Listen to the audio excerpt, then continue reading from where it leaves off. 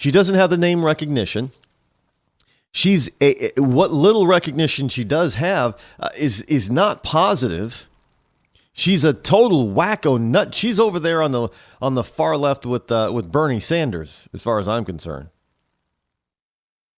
She's a lying nut job. I don't know, is that sexist? I'd say the exact same thing if she were a male.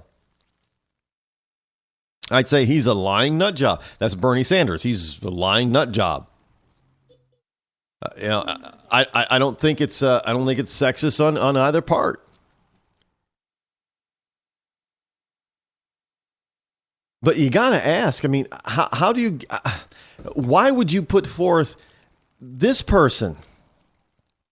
I mean, who is this Elizabeth Warren? She's not worthy, as far as I'm concerned, but it would be the best thing, because if the Democrats all of a sudden needed to replace a woman with a woman, then let them do Elizabeth Warren. The only saving grace for Warren that the left might be holding on to is that they believe that the right will be a male. The Republican nominee will be male. And they believe that they are going to try to take advantage of the gentlemanly conduct that most conservative males do have. They have a gentlemanly conduct. In other words, they do not pick on women. It's a kind of a chivalrous attitude. And by the way, most women like chivalry. Do not doubt me on that. You young bucks out there, if you want to set yourself apart, I mean, head and shoulders above the rest of the crowd, you look to the old-fashioned methods, old-fashioned ways of treating and respecting women. On the Christian side, on the Judeo-Christian side, you will have women flocking to you. They will not want to let you go, because even today's college female, between the ages of 18 to 21, they like feeling like a woman. If you make a girl feel like a woman, you will have them in the palm of your hand. If you respect them, if you treat them like a woman, if you make them feel like a woman, and that means, opening the door for them. Go ahead. Yeah, the girls that complain, I can open my own door. You know what? They're only going to be trouble for you down the line. Let them go. Don't worry about them. Most women like the idea that you hold the door for them.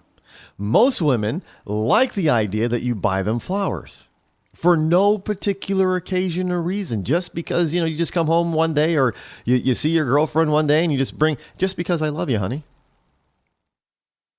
She is going to melt. You treat them like a queen and you will be treated like a king. I'm just telling you, chivalry does that. I'm telling you. Treat a woman like a queen and she will treat you like a king. Plain and simple. So this whole notion that they think that the Republicans are going to be too chivalrous to really attack Elizabeth Warren. Oh, this is politics. As Flip Wilson's Geraldine would say, oh, honey, this is politics. The devil comes out. And rightfully so. All's fair in love and war, right? In politics. I think they would be underestimating, because look, they can tear her down without being sexist, even though the left is going to try to portray them being sexist. All they have to do is point out her record and what she says. They don't have to be nasty about it. They just have to make sure that what she says comes back to haunt her. What her policies are and would come back to haunt her. She'd be easier to take out, in my book, than Hillary Clinton, because she doesn't have that name cred already. See, the problem with Hillary is that, she's got her husband, she's been senator, secretary of state, and everybody thinks she's the smartest woman in the world. She's got this this 20-year name cred of being so brilliant. Elizabeth Warren does not have that. So I wouldn't see that as a problem. That would be a boon to the Republican side, actually. So let the Democrats go ahead and do that. Now, they'll probably hear this and maybe they'll think about it, and then maybe they'll look for somebody else to back. But I think that is what they're trying to do. They're trying to position her and give her enough self-confidence to go ahead and try to be the nominee and run for it if for whatever reason Hillary either is forced out or backs out. Just saying. Now, speaking of the Clintons, Hillary Clinton, the Clinton Foundation, here's more leftist liberal hypocrisy. Now, this is all over the place. I mean, this is actually a pretty big. This is a huge story, actually. And I do not believe that the left really fully understands how big of a story this is. And I hope that everybody out there, from the independents to the conservative, to the Republican, to everybody on the right, makes hay out of this.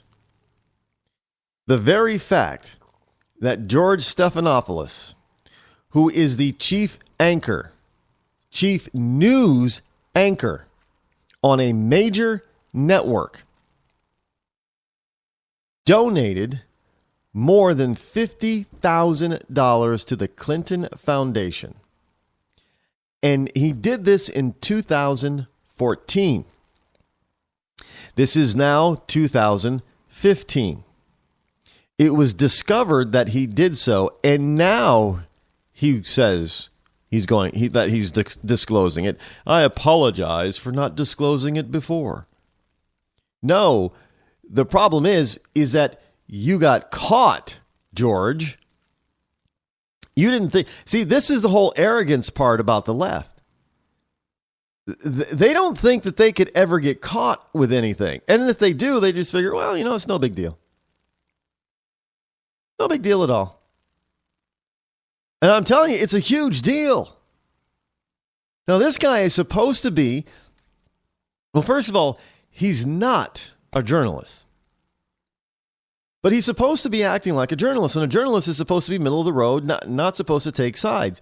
But I said this the day that he was hired by ABC, that how do you hire, a mouthpiece for a president? I don't care if it's on the left or the right. It doesn't matter who the president is. How do you hire a mouthpiece who is so tied to politics as George Stephanopoulos is, and tied to a president, Bill Clinton? How do you hire them, and still try to have some sort of credible credence to your ability to be neutral? News people are supposed to be neutral. I know they're not. And I often say it's not possible because journalists are human, so they're always going to have their personal view put into a story. But these people don't just put their personal view, don't pepper their personal view in a story. It's how they approach the story. You can approach a story just wanting to know the facts and going to report the facts. And as you're writing it down or scripting it, your personality is going to come out, and it's going to lean to whatever direction that you lean in the political wind. So if you're a leftist true leftist journalist, you're going to present the facts, but you're going to present them in a slightly leftist type of manner. Just like if you are on the right, if you're a Republican or a conservative journalist, you're going to present the facts in a slightly right manner. That's just human. Get it, got it, understand, understood.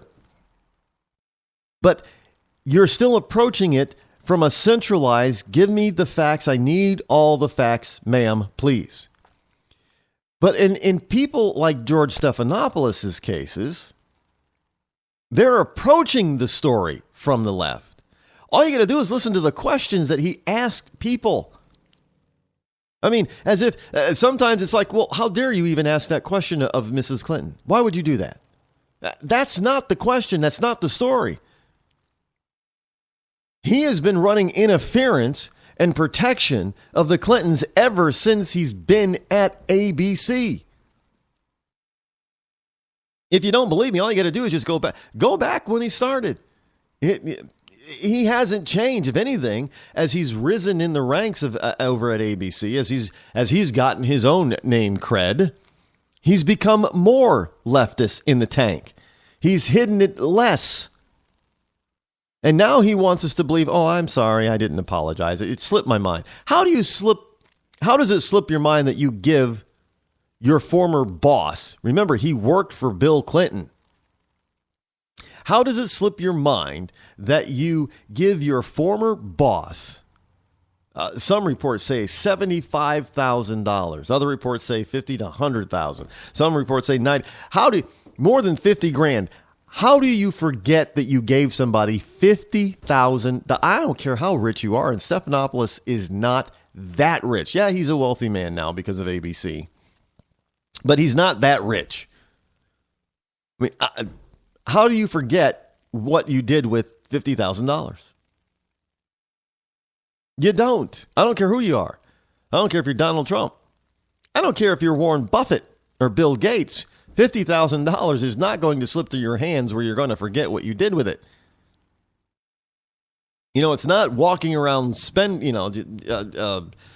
walking around money. Nobody does that with that kind of money. That's a lot of money for anybody. But now he's out there. He's saying, well, yeah. But here's a story from the Washington Times, and again, it's all over the place. But ABC News chief anchor George Stephanopoulos has donated between $50,000 and $100 or $100,000 to the Clinton Foundation, and at least a portion of that money was donated in 2014. Now, Stephanopoulos finally confirmed the donation to Politico's Dylan Byers after the Free Beacon contacted ABC News for comment. The host then apologized for not disclosing the donation, and he apologized in a statement. He said, I made charitable donations to the foundation in support of the work they were doing on global AIDS prevention and deforestation, causes I care about deeply. I thought that my contributions were a matter of public record. However, really? If you thought they were a matter of public record, then why didn't you just mention it? Mention it in passing. You were so tight-lipped about it. Just mention it in passing. Didn't even do that. He continues, however, in hindsight, I should have taken the extra step of personally disclosing my donations to my employer and to the viewers on air doing recent news stories about the foundation. So he's doing a story on the foundation. And he figures, oh, well, I'm not going to tell anybody I donated. So he's running a protection racket for the foundation, Clinton Foundation. And he doesn't feel it necessary to excuse himself from the story or to disclose. Every time the networks do a story and about a company or something, especially if it's Disney or Time Warner or something, they always mention if they're affiliated, this company who's ABC's parent, they disclose that's public record too, and people probably already know, but they always say that. So this idea that Stephanopoulos is saying, no, well, I thought it was public record. No, look, don't doubt me on this. The man was trying to hide it. He was giving them money, and he's trying to do it on the sly. And he just didn't want people to know about it. And now that he's gotten caught, now he's going to try to backtrack and say, well, I apologize. In hindsight, I should have done it. But you know what's going to happen is that it's going to continue to happen in the future, and we're still not going to know if he's donating to somebody unless somebody else comes up and asks him that.